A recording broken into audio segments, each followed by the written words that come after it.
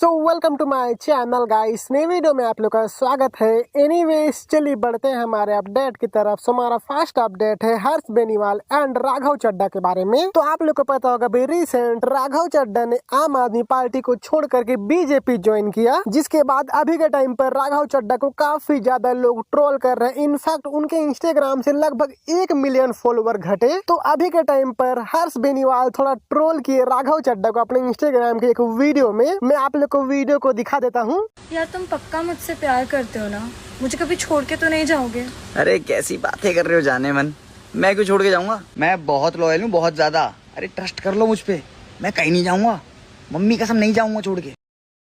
And चलिए बढ़ते हैं हमारे नेक्स्ट अपडेट की तरफ। हमारा नेक्स्ट अपडेट है अरुण पवार के बारे में। तो आप लोग को पता होगा जब अरुण पवार की शादी हुई थी उस टाइम पर उनको लड़की वालों की तरफ से 72 लाख रुपए दिए गए थे। एंड इस चीज को काफी सारे न्यूज चैनल भी अपने वीडियो सब में दिखा रहे हैं। तो उसी का रिप्लाई करते हुए अरुण पवार अपने चैनल पे एक वीडियो अपलोड किए थे जहाँ पे उसके बारे में बात किए थे। एंड अरुण पवार एंड उनकी वाइफ ने बताया था कि उनको आइडिया ही नहीं था कि इतने ज्यादा उनको पैसे देने वाले हैं। तो अभी के टाइम पर एक इन्फ्लुएंसर का वीडियो काफी ज्यादा वायरल जा रहा है जहां पे अरुण पवार को रिप्लाई की है। मैं आप लोग को उस इन्फ्लुएंसर का वीडियो को दिखा देता हूं।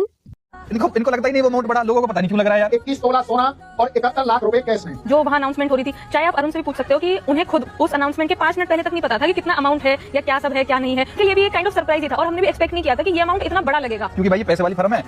तो सही बात है, पैसे वाली फर्म है। उन्होंने अपने औकात अनुसार आपको दिया खैरात में और आपने लपेट लिया खुशी खुशी। ये वही यूट्यूबर भैया हैं जो रातों रात मोटा दहेज पाकर के पूरे देश में वायरल हो गए थे। वायरल यूट्यूबर भैया दहेज वाले 72 लाख रुपए भाई साहब को कैश दिए गए थे। उसके बाद इनके पूरे खानदान को, इनको, इनके पापा, ताऊ, बुआ, चाचा, भाई, मौसा, मतलब हर फर्द को सोना दिया गया था लड़की वालों की तरफ से। मतलब इतना ज्यादा इनको दहेज मिला था कि रातों रात ये पूरे देश से गालियां खाने लग पड़े थे। और अब अपने उन्हीं गालियों को जस्टिफाई करने के लिए ये अपनी बीवी को लेकर के आए, शील्ड बना करके। ये तो पुरानी परंपरा रही है कि कुछ भी हो औरत को आगे कर दो। और इनकी बीवी भी इनकी उस कुरीति को जस्टिफाई कर रही है। खैर किसी ने बिल्कुल सही कहा है कि पितृसत्तात्मक सोसाइटी चल ही नहीं सकती अगर औरतों का इसमें योगदान ना हो। तो women are the biggest flag bearer of patriarchy. और ये इनकी बीवी जो है इसका कल्ट क्लासिक एग्जांपल है कसम से। भाई मेरे यूट्यूब वाले भैया, आपको समझने की जरूरत है कि आपकी बीवी भले बहुत बड़ी अमीर पार्टी हो, बहुत पैसा हो उनके पापा के पास, लेकिन इसका ये मतलब नहीं है कि आप दहेज लेंगे। आपको इसलिए नहीं कॉल आउट किया गया था कि आपने इतनी मोटी रकम ली थी। किसी को घंटा मतलब नहीं है कि आपको आपके ससुराल वालों की तरफ से कितने पैसे मिले। लोगों ने आपको इसलिए कॉल आउट किया था क्योंकि आपने कुरीति को बढ़ावा दिया था। दहेज लेना और देना हमारे देश में कानूनन अपराध है, ठीक है। लोगों ने आपको, अगर आप 500 रुपए भी लेते ना ऐसे, तो भी लोग आपको कॉल आउट करते क्योंकि वो दहेज होता। तो इट डजंट मैटर कि आपने 71,000 लिए या 71 लाख लिए। आपके बीवी के माइको वालों के लिए वो रकम कितनी मायने रखती है, नहीं रखती है, नो वन रियली केयर्स। लोगों ने आपको इसलिए कॉल आउट किया, इसलिए गालियां दी क्योंकि आपने समाज में कुरीति को बढ़ावा दिया, जिसकी वजह से रोज इतनी औरतें मरती हैं।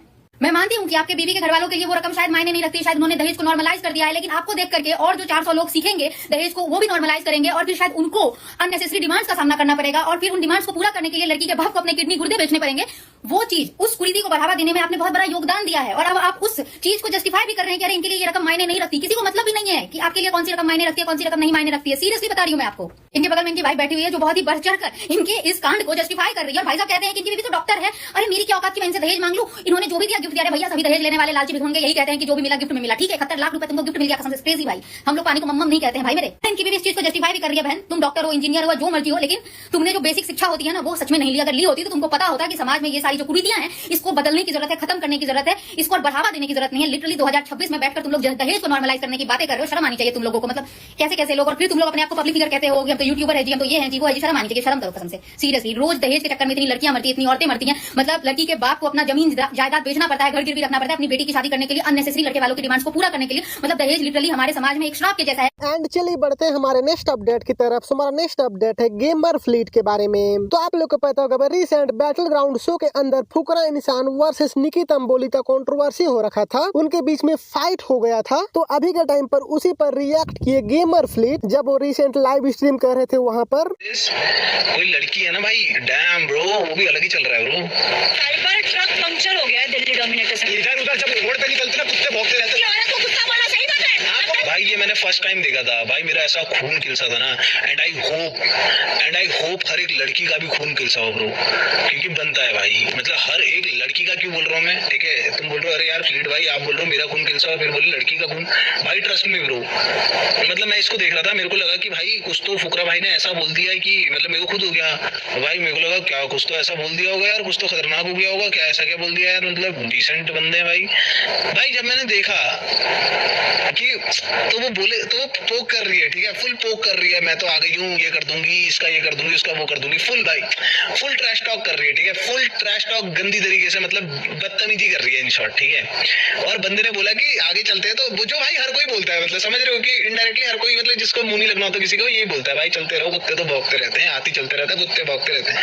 भाई उसने ये नहीं बोला कि तू मुझे कुत्ता बोल रहा है क्या, वो क्या बोलती, लड़की को कुत्ता बोलता है। अरे भाई यार, damn bro, the girl card is like what crazy भाई, भौंकते रहते हैं। औरत को कुत्ता बोलना सही बात है, आपको